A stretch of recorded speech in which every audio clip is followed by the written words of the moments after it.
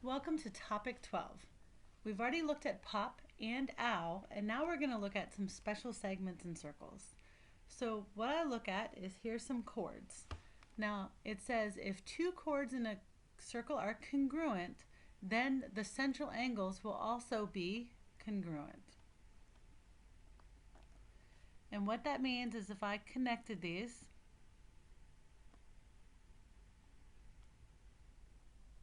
that if these chords are congruent, these angles are congruent.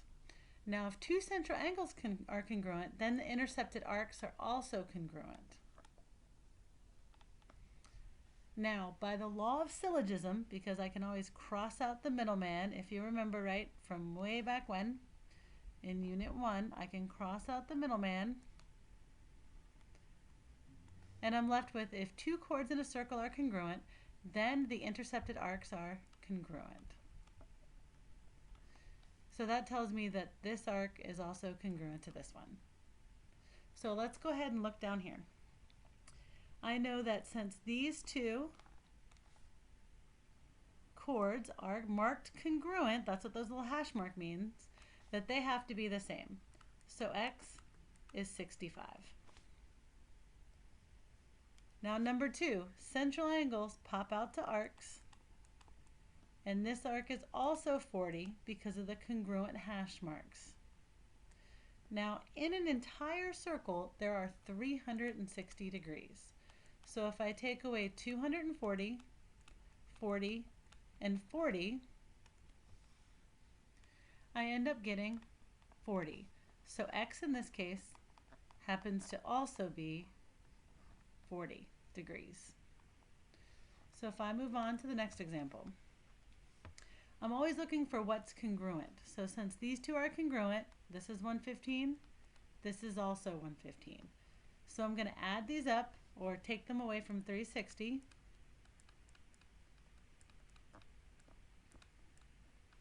And when I do that, I get 42. So this arc is 42, which means that angle, because it's a central angle, is also 42.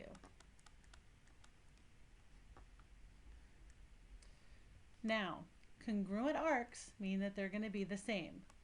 So how many x's do I have?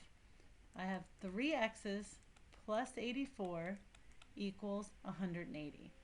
I'm going to subtract 84 on both sides, and I get 96 equals 3x. I divide by 3, and I get 32 equals x. Now finally, number 5. This is a central angle. It pops out. Now I have all these congruent arcs, so I can put x's there. So how many x's do I have? I have 5 x's. And all together in a circle are 360 degrees. So I'm going to divide both sides by 5.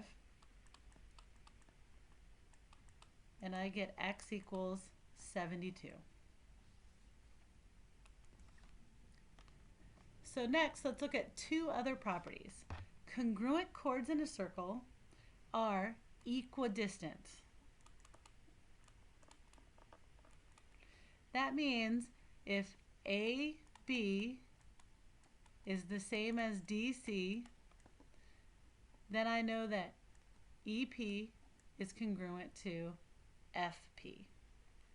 Now also down here, if I look, the radii are perpendicular to the 2 chords. So when a radius is perpendicular to a chord, it bisects the chord, which means to cut into 2 congruent pieces. So this is equal to this, and this piece is equal to this piece. RT is not the same as AE. So let's look at some problems dealing with these properties.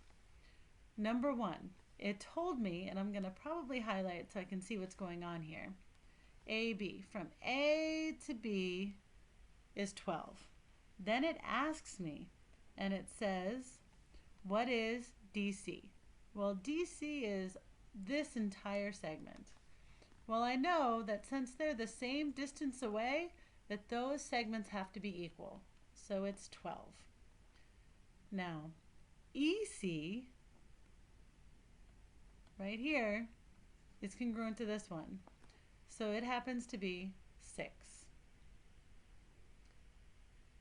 Now if I look at number 2, EC is 4, AB from A all the way to B is 8,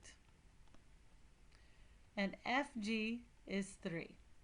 So since this is 4, this is also 4. Now these two chords are congruent because from D all the way to C is 8. So that means that they have to be the same distance away from each other. So FE equals 3. Now 3 is where it starts to get fun. From A to B is 14. That means that each little piece is 7. EC is 6. And it wants to know, what is EA? Well, this is what I mean by it starts to get a lot of fun.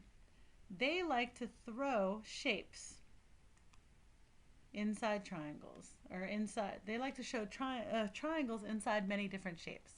So now I have this right triangle sitting here, and I did rotate it a little bit. A to C is 7, 6, and this is X. So I'm going to use my Pythagorean theorem.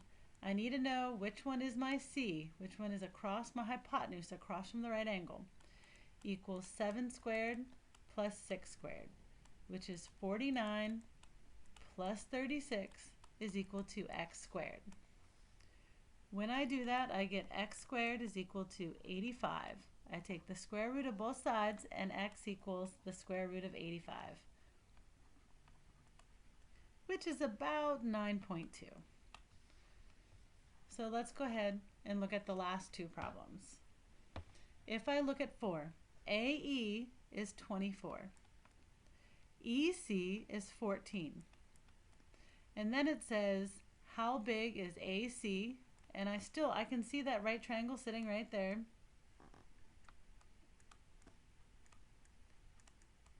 And I need to label my C, my hypotenuse. 24 squared equals X squared plus 14 squared. 24 squared is 576.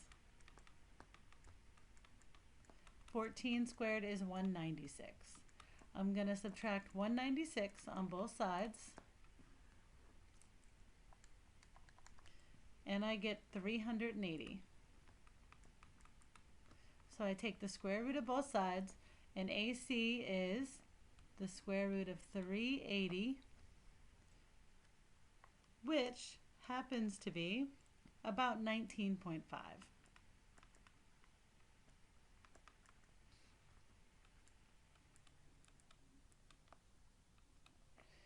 Now, for AB, it's twice as long, so I could say 2 times the square root of 380, or 19.5 times 2, which is just 39.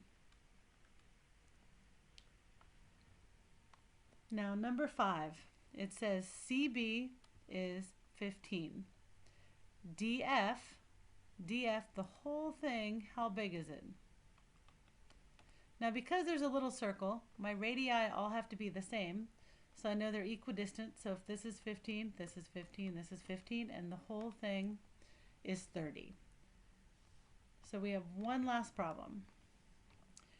I love when they hide triangles, especially right triangles inside of shapes. AE is 16, and the measure of angle A is 40. So here's what I'm sitting with right here. I have 16, 40 degrees. I know this is 90, and it wants to know how big is AB. Well, in order to know AB, I need to find AC. So that's where I'm going to put my X. Now I can't use the Pythagorean theorem because I don't know what CE is.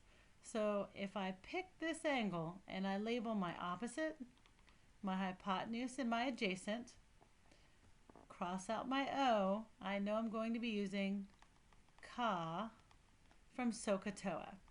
So cosine of 40 equals X over 16.